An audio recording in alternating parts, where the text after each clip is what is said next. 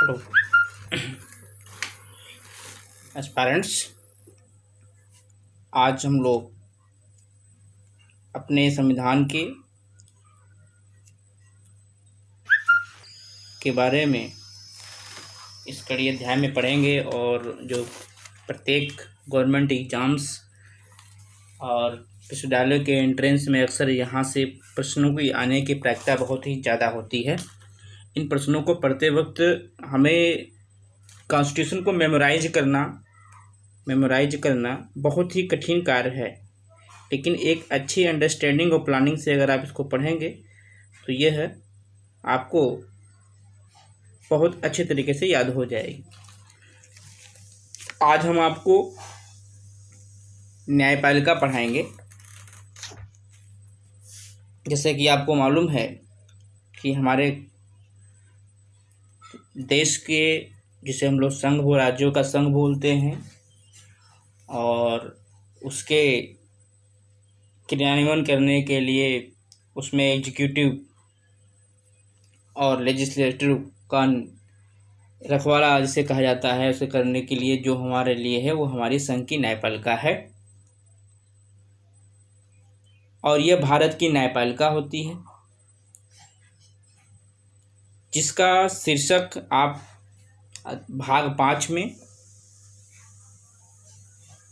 अध्याय 4 में, और आर्टिकल जो होगा, इसका आर्टिकल जो है वह 124 से 147 के बीच में आता है। आपसे ये है सुप्रीम कोर्ट के लिए।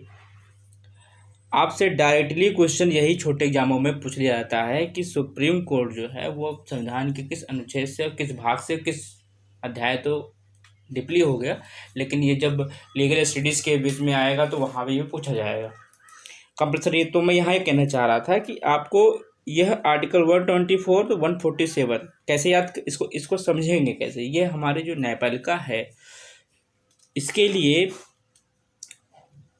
संविधान निर्माताओं ने एक स्थान चुना, और वह था, क्योंकि आपको मालूम है हमारे पास पार्ट्स से हैं, सभी पार्ट्स और जितने भी पार्ट्स हैं उनमें से उनके 5वें पार्ट में इस कॉन्स्टिट्यूशन का, इस न्यायपालिका का संबंध बताया गया। 25 पार्ट हैं, आपको मालूम होगा संविधान के 25 पार्ट हैं। 25 पार्ट आर देयर। 25 पार्ट में कौन सा पार्ट आपका है? 5वां पार्ट सुप्रीम कोर्ट के लिए है, और 6 पार्ट जो है वह आपका राज्यों में जो उच्च न्यायालय होते हैं और अधीनस्थ न्यायालय होते हैं वो उनके लिए है। तो इस तरह हमने यह पाया कि न्यायपालिका जो है वह जुडिशरी सिस्टम, जुडिशरी, लेजिस्लेटिव और एग्जीक्यूटिव, ये 3 स्तंभ हैं जो हमारे देश में, हमारे भारत के संघ में कानून बनाते हैं, कानून का पालन करवाते हैं, और इसमें कोई व्यवधानियाँ अगर होती है तो उसके लिए हमारा सुप्रीम कोर्ट जुडिशरी बैठा है, उसमें संविधान के आधार को मानकर वह उसमें न्याय की बात करता है। आपने यह पाया कि हम लोग अपने ज़िले में तहसील होती है, तहसील में मेंबर ऑफ लेजिस्लेटिव असेंबली का चुनाव होता है, जिसे हम लोग एमएलए कहते हैं, और उसको शाब्दिक भाषा में विधायक जी कहते हैं। इसके बाद हम लोग लोकसभा परिसीमन के तहत आपको सांसद, मेंबर ऑफ पार्लियामेंट चुनना होता है। यह सांसद दिल्ली में, जो हमारे देश की राजधानी है, वहाँ पर ये जाते हैं चुनकर। 545 संख्या उसकी निर्धारित की गई है। यहाँ पर ये अपने जो इस 545 मेंबर्स में से बच्चे, जो पार्टी बहुमत सिद्ध करती है, या तो मेजॉरिटी में आकर और या कुछ पार्टियों से अपना समर्थन लेकर, अगर जिस दल के नेता अपनी बहुमत सिद्ध कर देते हैं उनको हम लोग हमारे पीएम प्रधानमंत्री पद का शपथ दिलाई जाती है। तो यह हो गया मेंबर ऑफ पार्लियामेंट के लिए जो एमपी होते हैं। इसके बाद आपने देखा होगा राज्य, अगर स्टेट के रेस्पेक्ट में आप देखेंगे तो स्टेट में क्या होता है, आपको एमएलए, सेम प्रक्रिया है। अब एमएलए किसको चुनते हैं, अपने में एक नेता को चुनते हैं, सीएम को शपथ ग्रहण, ये सब बात हम आगे पढ़ाएंगे, लेकिन आज हम लोग न्यायपालिका की बात कर रहे हैं। तो इस तरह ये हुआ न्यायपालिका। तो भाग 5 में अध्याय 4 में अनुच्छेद 124 to 147 यह हमारे लिए सुप्रीम कोर्ट की यहाँ पर विधान किया गया है। भारत की न्यायपालिका संबंधी उपबंध संघ की न्यायपालिका शीर्षक वाले अध्याय 4 के अधीन भाग 5 में है। वहीं राज्यों के उच्च न्यायालय तथा अधीनस्थ न्यायालय शीर्षक वाले क्रमशः उनको अध्याय 5 व 6 में के अधीन रखा गया है।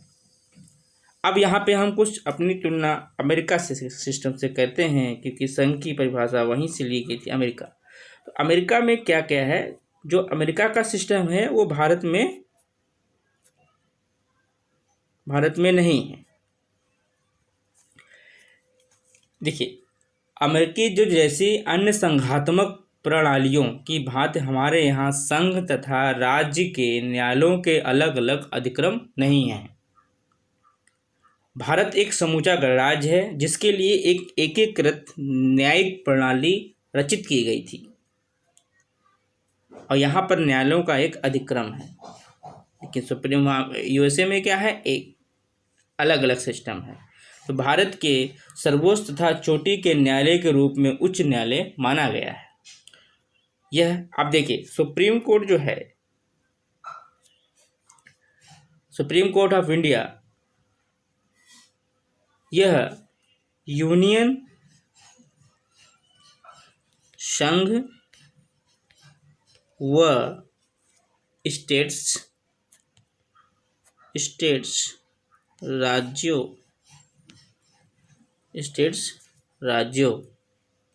के बीच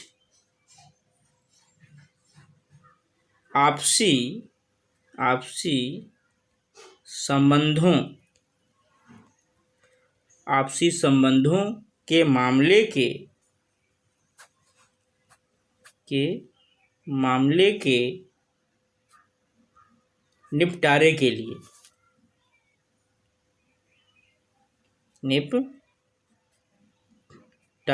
लिए एकमात्र मध्यस्थ है। देखिए, यह जो बोला गया है आपको, अभी मैंने बोला संघ तथा राज्यों के बीच और राज्यों के आपस में कोई ऐसी विधिक मामला आता है, कोई ऐसी आपस में मामले आते हैं जिसका निपटारा कौन करेगा, तो उसके निपटारे के लिए उच्चतम न्यायालय का निर्माण किया गया था कि सुप्रीम कोर्ट में दोनों पक्ष अपना जाके अपनी बातें रख सकेंगे। जो संविधान के आधार पर जो सही होगा वह उसके पक्ष में डिसीजन जा सकेगा। जैसे आपने सुना होगा कावेरी विवाद, कुंडनकुलम वाद विवाद, नदी जोड़ो परियोजना विवाद, राज्यों की परिसीमा संबंधित,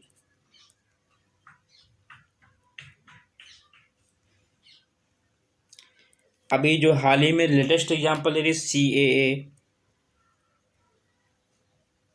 NPR, इससे पहले का कुछ एग्जाम्पल ले लीजिए आप। एग्जाम्पल जब लेंगे तो आपको मालूम होगा कि अभी संघवाद की परिभाषा दी गई थी जिसमें सभी करों को हटाकर GST लाया गया था। इस पे आप पढ़िएगा। तो इन सब के बीच में राज्यों में आपसी में मतभेद होते हैं, और जब मतभेद होते हैं तो उसके लिए कोई निपटारे करने के लिए कोई मीडिएटर होना चाहिए। तो बेस्ट मीडिएटर कौन है, तो वो सुप्रीम कोर्ट है। यहाँ पर ये राज्य आपस में जाके अपनी अपनी बात रखते हैं और कॉन्स्टिट्यूशनली आधार जिसका सही होता है। इसे केरला राज्य ने 131 का प्रयोग करते हुए सीए के विरोध में अपनी बात रखी थी। आप इसको पढ़ेंगे। अब मैं यहाँ जो supreme court of India, supreme court of India, तो इसका गठन, तो इसको 124 आर्टिकल में इसका जो है गठन किया गया। क्या कहा गया कि इसके अंतर्गत भारत का एक न्यायालय होगा, भारत का एक सर्वोच्च न्यायालय होगा।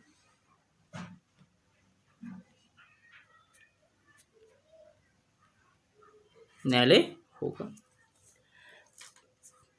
फिर सर्वोच्च न्यायालय होगा तो एक मुख्य न्यायमूर्ति होंगे, चीफ जस्टिस चेयर होंगे। ये संख्या 1 रहेगी और 7 कैसे रहेंगे? 7 क्या रहेंगे? न्यायाधीश होंगे। 7 इसमें न्यायाधीश रहेंगे, न्यायाधीश होंगे। वही 124 के 2 उपबंध में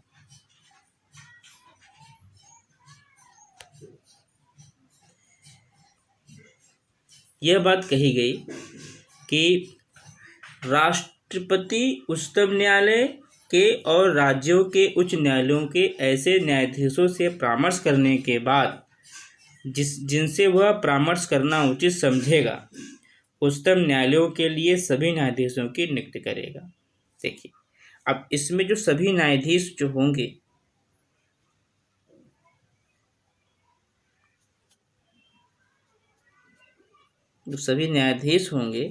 उनकी जो नियुक्ति जो होगी वह राष्ट्रपति, प्रेसिडेंट, माननीय राष्ट्रपति परामर्श लेकर जिससे वो उचित समझेंगे। अब परामर्श किससे लेंगे?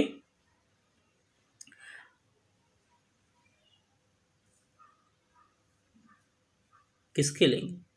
तो सीधी सी बात है, सुप्रीम कोर्ट के न्यायाधीश और हाई कोर्ट के न्यायाधीशों से, इनसे सलाह लेकर जितने भी न्यायाधीशों की नियुक्ति करनी होगी वह राष्ट्रपति जी करेंगे। फिर देखिए, तो ये हुआ, आपने क्या सीखा? आर्टिकल 124(2) में ये कहा गया कि सभी न्यायाधीशों की नियुक्ति की प्रक्रिया कैसे होगी। तो ये मैं बिगिनिंग की बात बता रहा हूँ, लेकिन कुछ परिवर्तन भी, कॉलेजियम सिस्टम के बारे में भी बात हम लोग करेंगे। फिर वहाँ पर क्या हुआ कि ठीक है, राष्ट्रपति क्या करेंगे? राष्ट्रपति जी सलाह ले लेंगे। किससे लेंगे? उच्चतम न्यायालय और जो उच्च न्यायालय के न्यायाधीश होंगे, वरिष्ठ न्यायाधीश होंगे, उनसे सलाह के अनुसार ही न्यायाधीशों की नियुक्ति की जाएगी। और इसमें कंडीशन रखिए, लेकिन मुख्य न्यायमूर्ति के अलावा किसी न्यायाधीश की नियुक्ति मामले में भारत में मुख्य न्यायमूर्ति सदैव परामर्श किया जाएगा। लेकिन अगर ये पूछा जाए कि चीफ जस्टिस ऑफ इंडिया की जो नियुक्ति होगी, इसको अलग रखा गया। अब इनसे परामर्श लिया जाएगा, सभी न्यायाधीशों को नियुक्त करने में सलाह दी जाएगी, ठीक है। लेकिन मुख्य न्यायमूर्ति के संबंध में परामर्श क्या हुआ, अब इसमें कुछ बाद में बात होगी। आर्टिकल 124 में ये बात कही गई थी कि परामर्श करने के बाद जो है सरकार को निर्णय लेना होगा। लेकिन व्यवहार में ये ना होता था। व्यवहार में क्या, मुख्य न्यायाधीश के नामों के सुझाव मिलने के बाद फिर मंत्रिमंडल जो होता था वो सुझावों का विचार करते थे कि आपने लिस्ट दे दी, अब उस पर विचार किया जाएगा कि कौन उपयुक्त है, कौन अनुपयुक्त है। और फिर राष्ट्रपति जी को सलाह दी जाएगी कि आपको कहा गया है, संविधान ने कहा कि जो मंत्रिमंडल बनेगी, बहुमत दल के नेता जो प्रधानमंत्री बनेंगे, फिर जो मंत्रिमंडल बनेगा वह राष्ट्रपति जी का सलाहकार समिति होगी। और राष्ट्रपति महोदय मंत्रिमंडल की सलाह पर काम उसमें किया करते थे। लेकिन ये धीरे धीरे ये प्रक्रिया जब 70 के दशक में आई तो इस परंपरा की अवहेलना होने लगी। और जब वरिष्ठता का आधार का उल्लंघन करते हुए कई ऐसे न्यायाधीशों को न्यायाधीश बना दिया गया। फिर इसमें एक एसपी गुप्ता बनाम भारत संघ के वर्सेस यूनियन ऑफ इंडिया के बीच में एक बात भाई जिसमें परामर्श का उल्लेख किया गया, वो 124 आलेख में ही हुए, आर्टिकल के अंतर्गत हुआ। तो उन्होंने कहा कि प्रभावी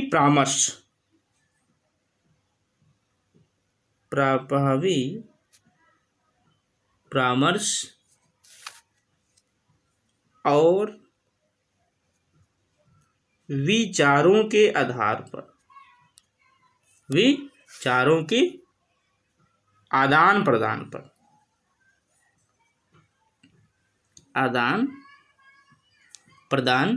पर आधारित होना चाहिए। पर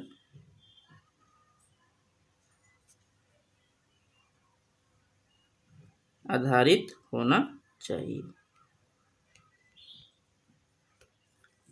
लेकिन 16 अक्टूबर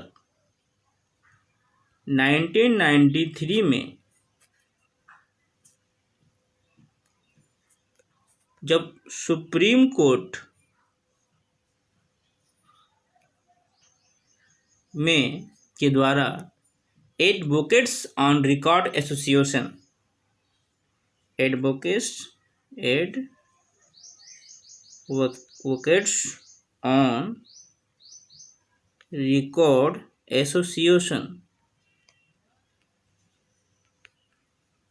एसोसिएशन के तहत क्या हुआ, अब न्यायाधीशों की नियुक्ति की प्रक्रिया बिल्कुल ही बदल गई। एसपी गुप्ता का जो निर्णय था उसको उलट दिया गया। अब क्या हुआ, न्यायाधीशों के चयन और नियुक्ति की सारी शक्ति उच्चतम न्यायालय ने, सुप्रीम कोर्ट एक्युपाइड ऑल, न्यायाधीशों की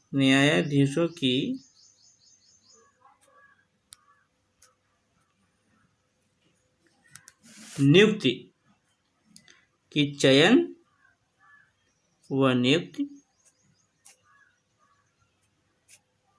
सीधे सीधे सुप्रीम कोर्ट के हाथों में चली गई। और इसके लिए उन्होंने मुख्य न्यायाधीश सीजीआई क्या करता था, 2 अन्य जजों को ले लेता था, 2 मुख्य न्यायाधीशों को लेते थे। फिर यह परामर्श का अर्थ सहमति में बदल गया। 1994 में न्यायाधीशों की चयन और नियुक्ति की प्रक्रिया में मूलभूत परिवर्तन किए गए। इस तरह आपने जाना। फिर देखिए 143 के अंतर्गत उच्चतम न्यायालय से ही सलाह लेगा कौन, राष्ट्रपति जी नियुक्ति की। तो ये काफ़ी विवादास्पद रहा। कॉलेजियम सिस्टम पे हम लोग बात करेंगे। और इस तरह आपने देखा कि किस तरह उच्चतम न्यायालय में न्यायाधीशों की नियुक्ति की व्यवस्था और उसकी की गई, क्या उसकी प्रक्रिया थी, पहले प्रारंभिक अवस्था में क्या थी, बाद में उच्चतम न्यायालय ने किस तरह अपने पर सब अधिकार प्राप्त कर लिए। इसमें कुछ आर्टिकल मैं आपको बोलने जा रहा हूँ। 124 में बता चुका हूँ। अब हम लोग एक बात करेंगे आर्टिकल 124(6) में ये कहा गया है, 124(6) में ये कहा गया कि संविधान की जिस व्यक्ति ने उच्चतम न्यायालय के न्यायाधीश के रूप में पद धारण किया है वह भारत के क्षेत्र के भीतर किसी न्यायाधीश के समक्ष कानून प्रैक्टिस नहीं करेगा। ये इसमें बैन कर दिया जाएगा। तो आपसे क्वेश्चन पूछा जा सकता है 124(6) में अगर सुप्रीम कोर्ट में 124(6) में सुप्रीम कोर्ट के न्यायाधीश के रूप में सुप्रीम कोर्ट में अगर न्यायाधीश के रूप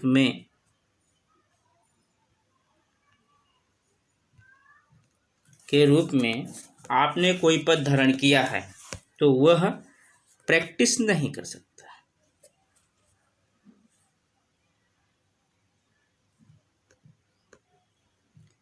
प्रैक्टिस नहीं करेगा। किस रूप में नहीं करेगा? किसी न्यायाधीश के समक्ष।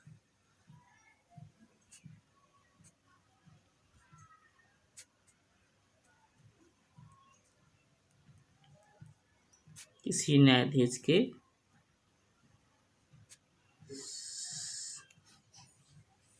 समक्ष। ठीक है।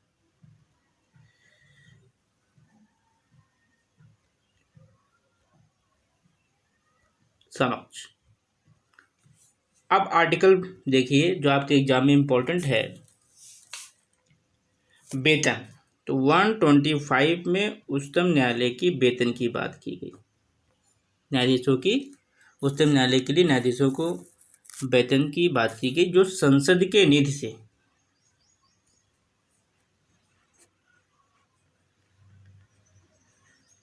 ली जाए। और उसके बाद इनको अतिरिक्त कुछ भत्ते दिए गए, जैसे व्यय भत्ता, अन्य भत्ते, निःशुल्क सुसज्जित आवास या आवास भत्ता, बिजली, पानी, टेलीफोन, स्वास्थ्य सेवा, इससे संबंधित अन्य सुविधाएं। देश के भीतर आप कहीं भी जा सकते हैं। कुछ प्रिविलेज दिए गए। अवकाश ग्रहण करने के बाद पेंशन भी उपलब्ध होगा। ये सब 125 के अंतर्गत उच्चतम न्यायालय के न्यायाधीशों को के लिए बात कही गई। अब आर्टिकल 126 में देखिए, जब भारत के मुख्य न्यायमूर्ति का पद रिक्त हो तब क्या होगा? या अनुपस्थिति के कारण मुख्य न्यायमूर्ति अपने पद के कर्तव्यों का पालन करने में असमर्थ हों तो राष्ट्रपति न्यायालय के अन्य न्यायाधीशों में से किसी एक को मुख्य कार्यकारी न्यायमूर्ति नियुक्त करेगा। यह आपका 126 में है।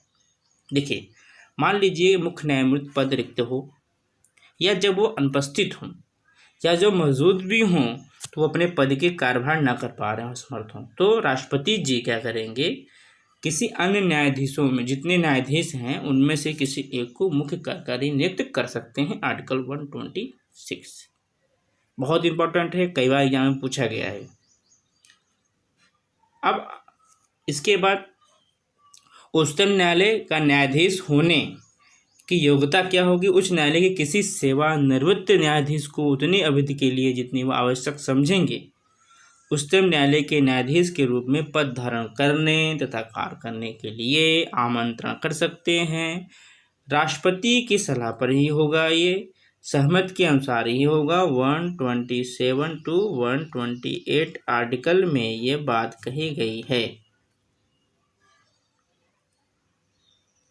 यह मान लीजिए कोई उच्चतम न्यायालय है के सत्र को आयोजित करना है, ये चालू रखने के लिए न्यायालय के न्यायाधीशों की गणित ना हो, जजेस ना हो, तो भारत के मुख्य न्यायमूर्ति को क्या अधिकार है? इस पे 127 to 128 पे बात कही गई है कि वह किसी उच्च न्यायालय के ऐसे न्यायाधीश में से जो उच्चतम न्यायालय के न्यायाधीशों के रूप में नियुक्त करने की योग्यता रखता है, उसे वह नियुक्त करेगा। वो जितना समझेगा, जितना समय के लिए उचित समझेंगे, ऐसा वह राष्ट्रपति की पूर्व सहमति तथा सहमति के अनुसार करना है। सहमति तो लेनी नहीं, किससे? राष्ट्रपति से सहमति लेनी है। अब आर्टिकल 129 में देखिए क्या है। उच्चतम न्यायालय की शक्ति और अधिकारिता के बारे में बात की गई। उच्चतम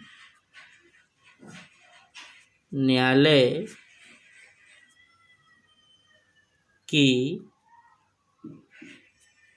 शक्ति व अधिकारिता के बारे में बात की गई 129 में। तो इसमें क्या कहा गया कि उच्चतम न्यायालय अभिलेख न्यायालय होगा, उसे ऐसे न्यायालय की सभी शक्तियां प्राप्त होंगी।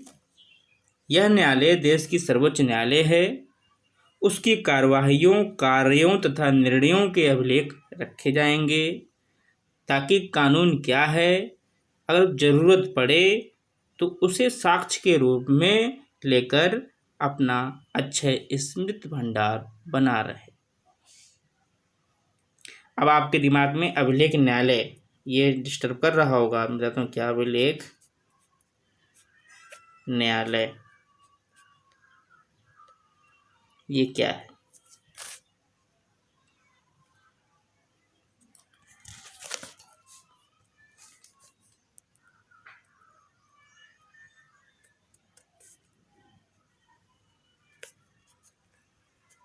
अभिलेख न्यायालय तो ये क्या होता है कि उसके अभिलेखों के साक्ष्य के रूप में इस्तेमाल किया जा सकता है।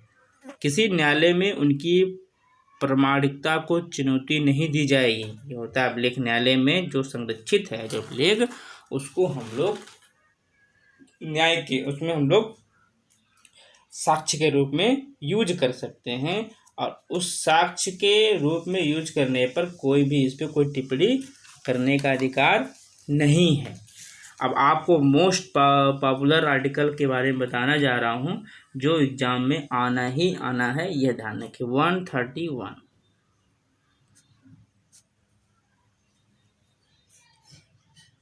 इसमें क्या कहा गया है कि जो दो या उससे अधिक राज्यों के बीच कोई विवाद चल रहा है, लेकिन ये अधिकारिता ऐसे विवाद पर लागू नहीं होगी जो किसी अन्य संधि समझौते आज से उठा हो, चालू हो, जिसके अंतर्गत इस विवाद को उच्चतम न्यायालय की अधिकारिता से बाहर रखा गया हो। आर्टिकल 131 उच्चतम न्यायालय, तो आप समझ पाए मेरी बात। यदि मान लीजिए आप कि प्रारंभिक अपीलीय मंत्रणा देने की अधिकारिता होती है किसे, उच्चतम किसी भी संगठन को, न्यायालय किसी भी समुदाय को, किसी भी व्यक्ति को होता है। अब भारत सरकार एक या उससे अधिक राज्यों के बीच कोई ऐसा, आपने केंद्र सरकार ने कोई मान लो ये पारित कर दिया था, तो बहुत से राज्य को यह मानना गुजर नहीं था, वो इसको नहीं मान रहे थे कि हम इसको नहीं लगाएंगे अपने अपने यहाँ। तो उसके तहत क्या हो गया, तो अब ये 131 के तहत कोई भी राज्य सुप्रीम कोर्ट में अपनी आपत्तियां को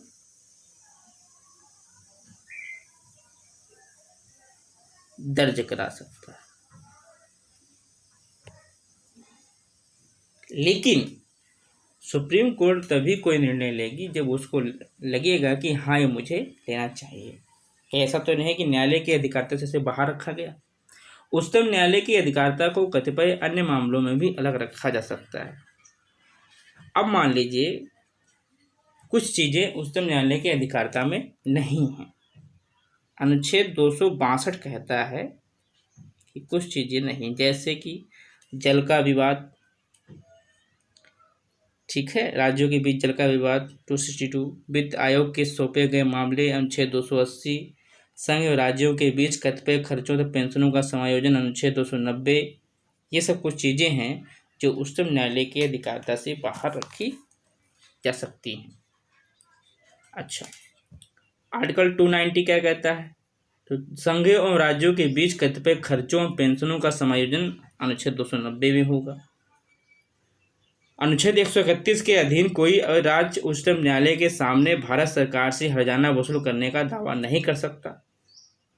यह अनुच्छेद संघ तथा राज्यों के बीच ऐसे साधारण वाणिज्यिक मामले के बारे में प्रावधान भी नहीं करता है। खैर इसे ज़्यादा डिटेल में नहीं बताऊंगा, दिमाग में होच पोच हो जाएगा आपके। एक आर्टिकल है अनुच्छेद 134(1) जिसके अधीन किसी उच्च न्यायालय के निर्णय के विरुद्ध कोई अपीली उच्चतम न्यायालय में की जा सकती है। 134(1) के अधीन किसी उच्च न्यायालय के निर्णय के विरुद्ध आप उच्चतम न्यायालय में अपील कर सकते हैं। यदि उच्च न्यायालय अनुच्छेद 134 के अधीन प्रमाणित कर दे कि मामला उच्चतम न्यायालय में अपील किए जाने योग्य है। आर्टिकल 137 मोस्ट इंपॉर्टेंट, कई बार क्वेश्चन पूछा गया है इसमें, डायरेक्ट क्वेश्चन के आए हैं एग्जामों में। गवर्नमेंट जितने भी एग्जाम हैं, लोअर पीसीएस, समीक्षा अधिकारी, और हाई कोर्ट समीक्षा अधिकारी, PCS, IAS में भी इसे डायरेक्टली क्वेश्चन पूछे गए हैं। आप उठा के देखेंगे तो आपकी इस भी लेक्चर से कुछ आपको एक यह ज्ञान मिलेगा या इस प्रकार का ओवरव्यू मिल जाएगा कि हाँ ये क्वेश्चन यहाँ से मिले हैं कि नहीं मिले हैं, इसको आप देख सकते हैं। 137 उच्चतम न्यायालय को यह अधिकार प्राप्त है कि वह अपने निर्णयों और आदेशों पर पुनर्विचार कर सके। Review petition.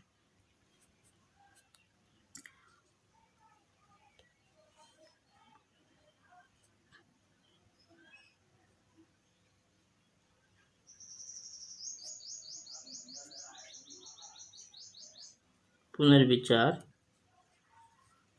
कर सके, ठीक है। आर्टिकल 137, एक सेकंड रुकेंगे आप लोग। यह आर्टिकल कितना है? 137 के अंतर्गत। तो 137 में क्या है? रिव्यू पिटीशन,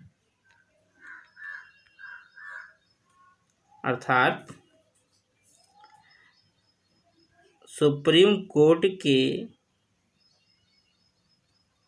अपने निर्णयों व आदेशों पर